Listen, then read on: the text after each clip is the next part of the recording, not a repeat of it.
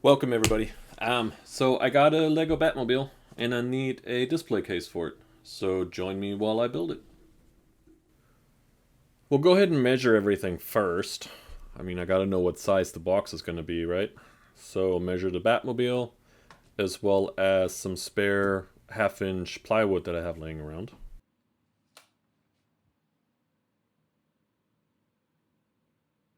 Now I'm just gonna use my table saw to go ahead and do this cut. Obviously for safety I'm gonna go ahead and lower the blade. And as you are about to yell at me, I am going to go ahead and reset this cut and install my blade guard.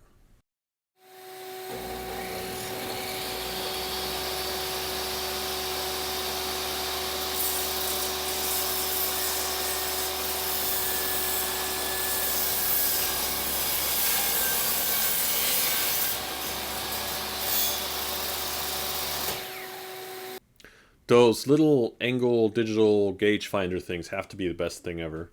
I'm going to go ahead and cut all these panels with a 45-degree edge so I can do a nice miter on the box itself.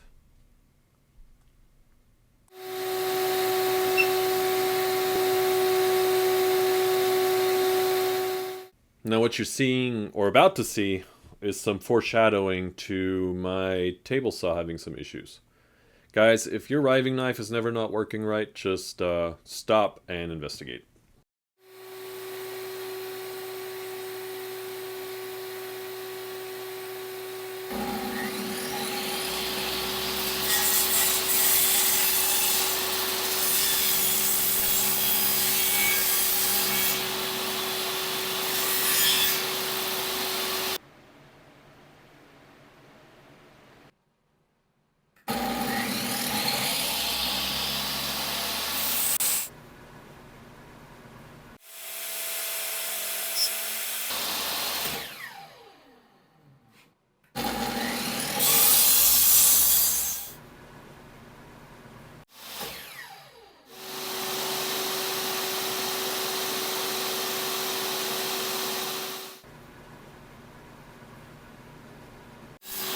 Alright, so what you see me do here is just set up my router table to cut a dado into all of my panels.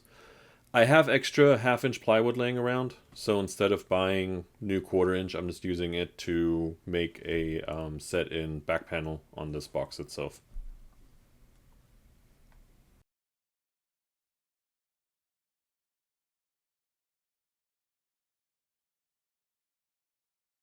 If you are interested in the router table, let me know in the comments and I'll put a video together on how I built this guy.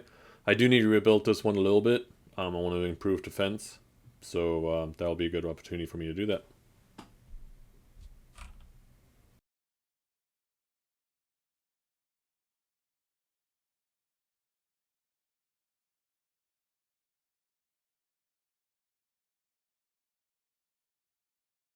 Alright, so I have undersized plywood bits that I normally use, but these panels are actually exactly half an inch.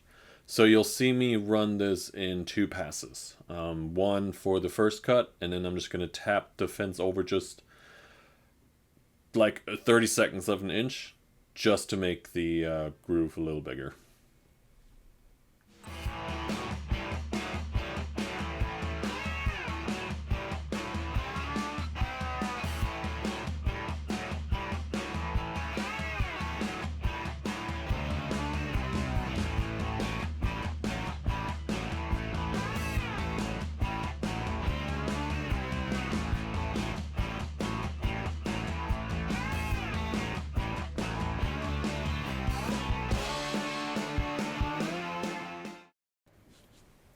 Since I'm doing this whole thing without plans, I have to measure for my panels and stuff.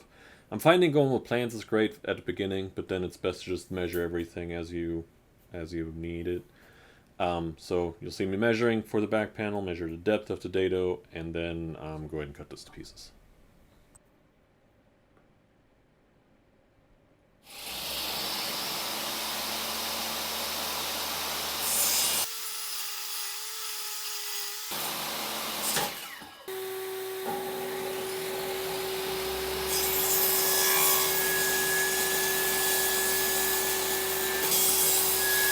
Alright, just like a good boy, I went and dry fit it all and made sure it fit.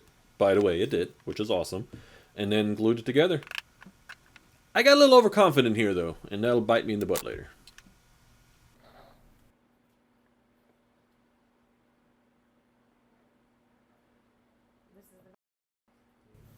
Now, glue-ups are pretty stressful on their own. If you can get a partner, get somebody else to give you some extra hands. And somebody you can share your wisdom with.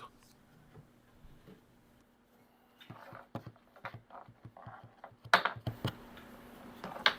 don't know if you know this, but the bottom of a workbench is perfectly designed to collect all of your glue off your finger. Alright, so this was my first time using these strap clamps, and it was a little weird to get used to, but I will say, once you get used to them, they make this whole process a whole lot easier. They feel smooshed. Yeah. I dry fitted it earlier, this looked really good, so I should be able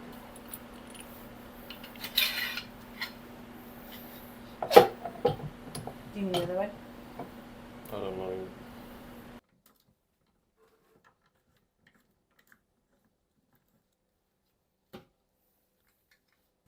Now, I have found when hanging cabinets or things like this blind, and I don't want a whole bunch of screws in it, a French cleat is the best thing ever. So I'm just going to go ahead and drill in a cleat that you probably saw me cut down earlier during the panel cutting breakdown stage of this whole entire build.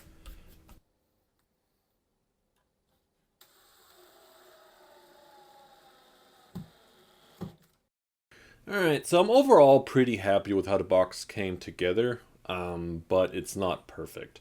So I am going through and using glue and a screwdriver to kind of mar the edges together, I guess. I think you call them bend them over or something like that, or burnish them. It just kind of makes the edges look a lot cleaner, and with the glue in it, it helps them not come back apart. And then once all that stuff is done, what I like to do is actually, while the glue is still kind of wet, is just sand it down. And the sawdust and the glue together will fill in any of the remaining cracks that I may have missed.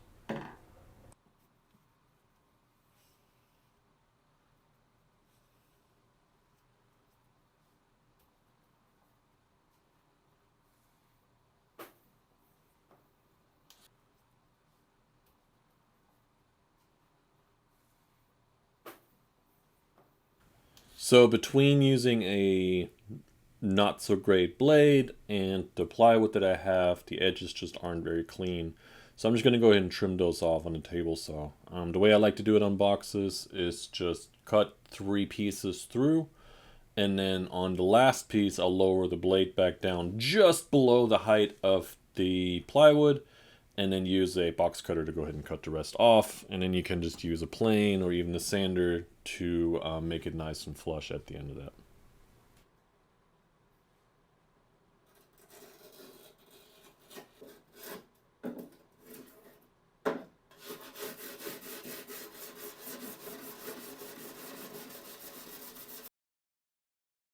So to reinforce everything, I'm using splines. All I'm doing here is taking a piece of wood and thinning it down to fit into the slots that I will be cutting down later.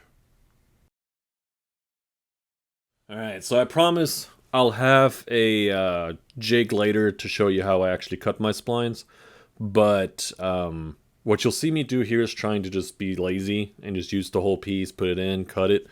But I'll figure out here in a minute that it's just easier just to go ahead and cut a bunch of pieces down and then stick them all in with some glue and let the whole thing dry. Okay, so now that the box is built, I have the measurements for the door. So I'll go ahead and rip down in pieces about 1.5 inches that I'll then miter and make the door out of.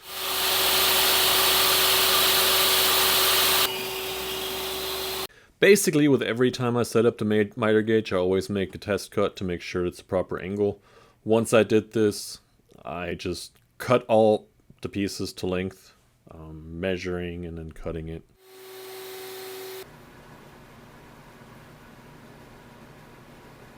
Okay, so next is going to be the gluing up of the frame. This is honestly where this belt, strap, or clamp really shines. Doing frames with it was a breeze.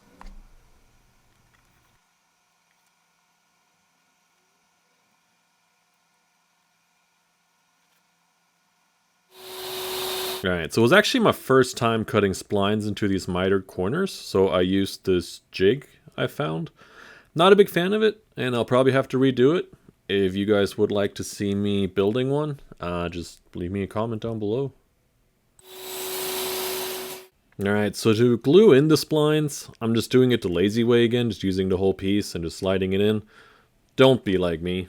Cut a bunch of pieces first, it'll make your life so much easier.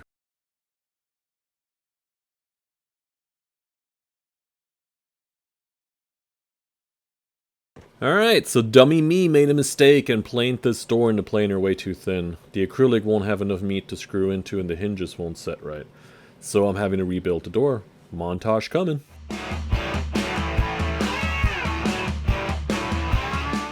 Alright, so on the door rebuild, I'm just going to go ahead and do a dowel setup instead. So I'm just trying to make sure I find the right drill bit size for the dowels that I have.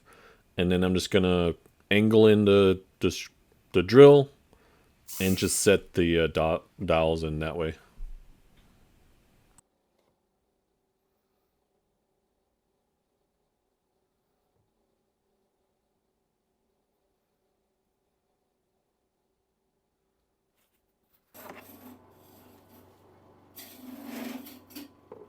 Alright, so here I'm just going to go ahead and use my trusty hand planer.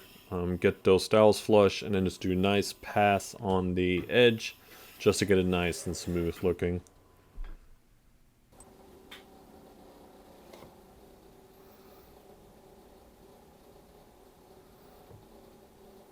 Alright, so the reason I threw the first one through the planer was because I had wobble in it.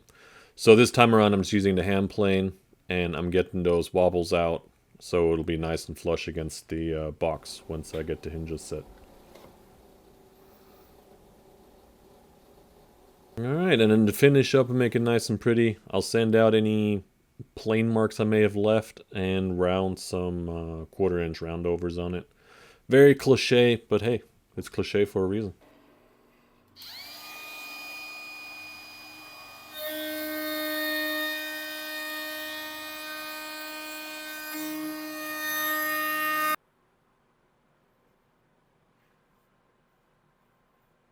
So I'm not going to go too deep on the finishing here. I am going to go ahead and probably do 3 coats. And I do a light sanding with red Scotch-Brite in between each just to keep it nice and smooth.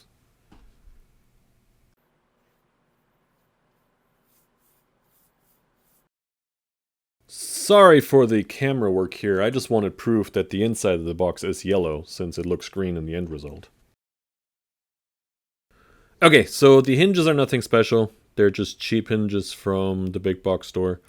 Only thing I really wanted was black hinges so they didn't stick out too much. And I'll be setting these by hand.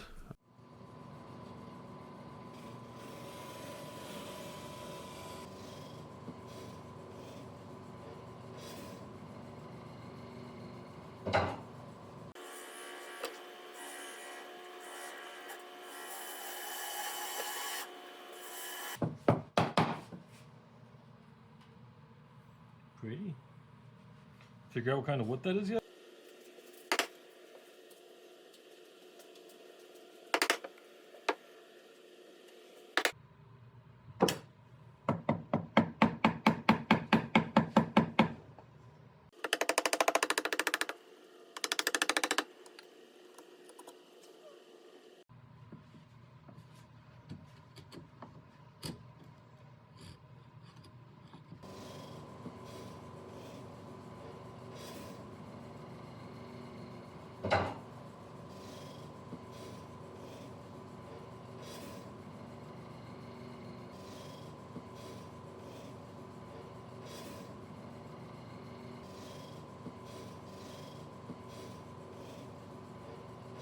Now, sorry my hand's in the way, but here's a good tip for you. Since you already got the depth set on your plane, use it to mark the depth on the piece when you're cutting it too.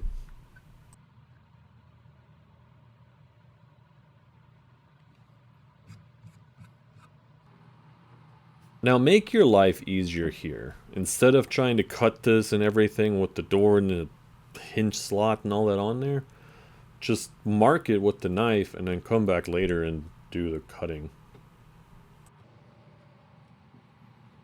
So truth is, I kind of used this box as an experiment to see how hard and how long it takes to set the hinges by hand.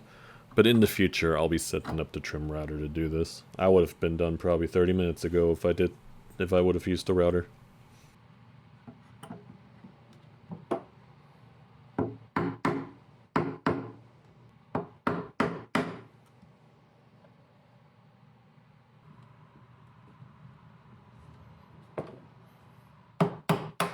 Alright, so here I do want to clarify something. I'm not relying on super glue for strength. I've just found that a dab of super glue and accelerator just makes it so much easier to keep those hinges in place while I drill and screw them.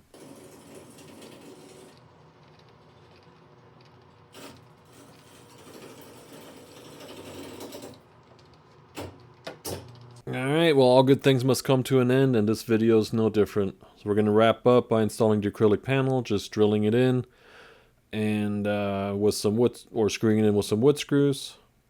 And the latch is just a simple, small little slot-in latch, nothing special, because we're never opening this thing. Once it's shut, it's pretty much just hanging on a wall.